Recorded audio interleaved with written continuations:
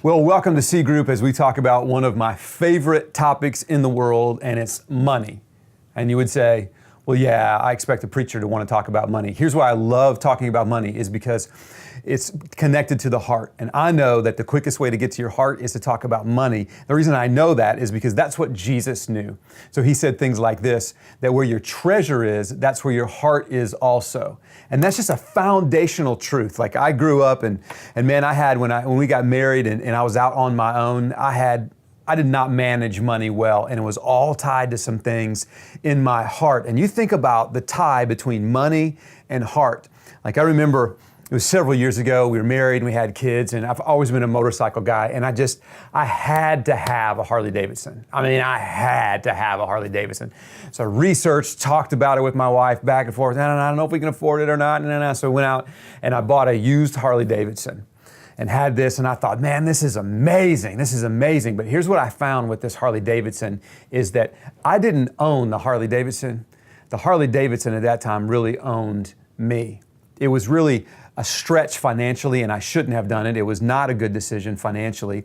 And so I'm making payments on this bike, and then I'd find that because it was an older bike, it would have things to go wrong with it. So that I would have to take it in, and every time I would take it in, it'd be $400 or $500 or $600. And I'm like, man, I can't even hardly afford the payment on this thing. And now I'm having to pay for it whenever it goes into the shop. And I found myself literally obsessing about this motorcycle.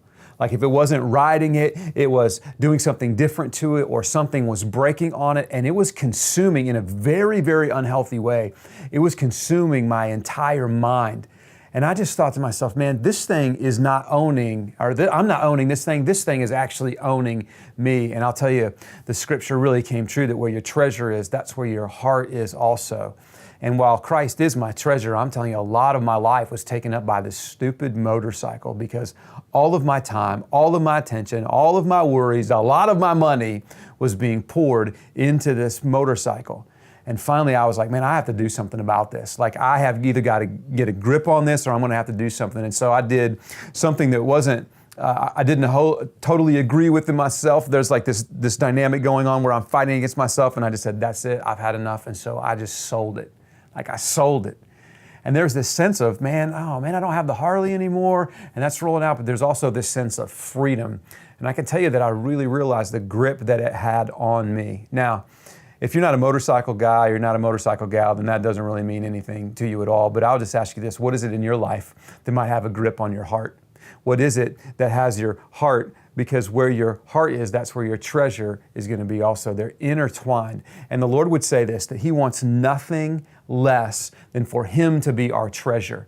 And if in my life, when I've had things that are in front of Him, then I found that my relationship with Him is just not developing the way that it should. So I think one of the reasons that Christ talked about tithing and He talked about giving, and that there's instructions in the New Testament to do that and in the Old Testament to do that, I think one of the reasons that that's there is so that God has our entire heart, because He knows that where our treasure is, that's where our heart's going to be also. So as you talk in your C group today, man, it's okay to open up about money and money issues. We've all got money issues. It's got control on us or whatever. But it really is not about the money. It's about the heart. And Christ would say more than anything else, He just desires your heart. Have a fantastic conversation, and I look forward to hearing some of the great things that you talk about and discover as you talk about the tie between heart and money.